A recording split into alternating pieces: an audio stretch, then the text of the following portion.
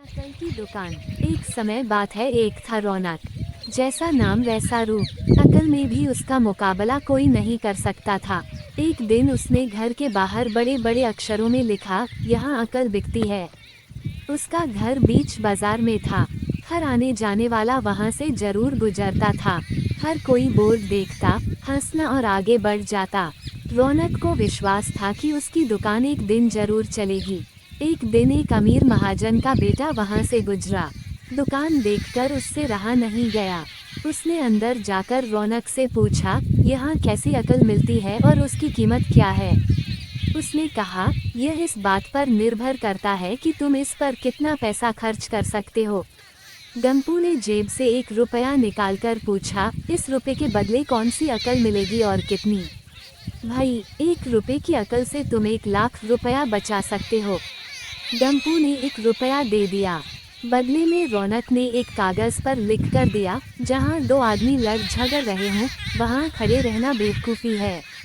गंपू घर पहुंचा और उसने अपने पिता को कागज दिखाया। कंजूस पिता ने कागज पढ़ा तो वह गुस्से से आग बबूला हो गया।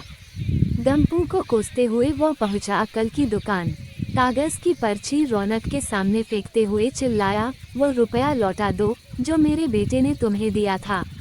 रौनक ने कहा, ठीक है, लौटा देता हूँ, लेकिन शर्त यह है कि तुम्हारा बेटा मेरी सलाह पर कभी अमल नहीं करेगा। कंजूस महाजन के वादा करने पर रौनक ने रुपया वापस कर दिया। उस नगर के राजा की 2 रानियां थीं। एक दिन राजा अपनी रानियों के साथ जौहरी बाजार से गुजरा। दोनों रानियों को हीरों का एक हार पसंद आ गया। दोनों ने सोचा, महल पहुंचकर अपनी दासी को भेजकर हार मंगवा लेंगी। संयोग से दोनों दासियां एक ही समय पर हार लेने पहुंची। बड़ी रानी की दासी बोली, मैं बड़ी रानी की सेवा करती हूँ, इसलिए हार मैं लेकर जाऊंगी। दूसरी बोली, पर राजा तो छोटी रानी को ज्यादा प्यार करते हैं, इसलिए हार पर मेरा हक है। गंपू उसी दुकान के पास खड़ा था।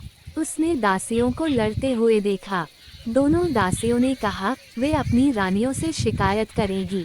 जब बिना फैसले के वे दोनों जा रही थी तब उन्होंने गंपू को देखा। वे बोली, यहाँ जो कुछ हुआ तुम उसके गवाह रहना। दासियों ने रानी से और रानियों ने राजा से शिकायत की। राजा ने दासियों की खबर ली। दासियों ने कहा, गंपू से पूछ लो, वह वहीं पर मौजूद था। राजा ने कहा, बुलाओ गंपू को गवाही के लिए, कल ही झगड़े का निपटारा होगा। इधर गंपू हैरान, पिता परेशान। आखिर दोनों पहुँचे अकल की दुकान।